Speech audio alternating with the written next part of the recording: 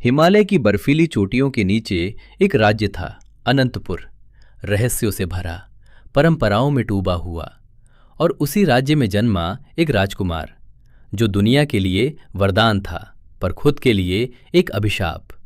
राजकुमार वीरेंद्र, दिन में दयालु, शांत और आदर्श उत्तराधिकारी, लेकिन रात होते ही उसके भीतर का शाप जाग उठता था।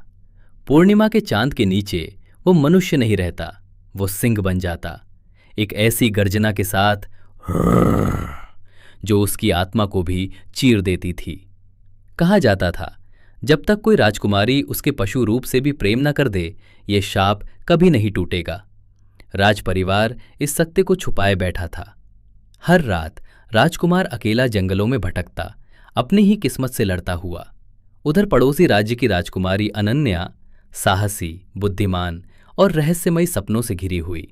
सपने जिनमें एक सिंह उसे पुकारता था, जैसे कोई अनजानी आत्मा उससे मिलने की आस लगाए बैठी हो। राजनीतिक संबंधों के लिए अनन्या और वीरेंद्र का विवाह निश्चित हुआ। शादी भव्य थी, पर दिलों में अनकहे तूफान थे।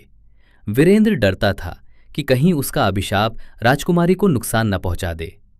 पहली रात अनन्या के सवालों का कोई उत्तर नहीं मिला। वीरेंद्र बस इतना बोला, मैं आपका नहीं, आपके जीवन का सम्मान कर रहा हूं।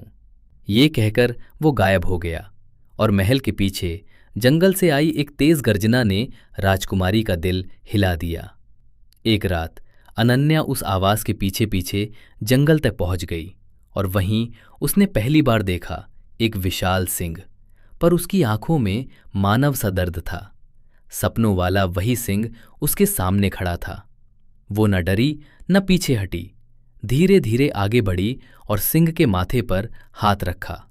सिंह शांत हो गया, जैसे पहली बार किसी के स्पर्श में सुरक्षित महसूस कर रहा हो। प्रेम का एक नया बीज यही बोया गया। अगली सुबह वीरेंद्र ने सत्य स्वीकार किया, मैं शापित हूं, मैं आपके योग्य नहीं।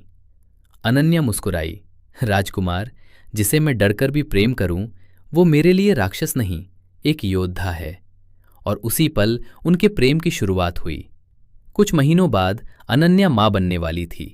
महल में हर्ष था, पर पुरोहितों की वाड़ी भारी थी।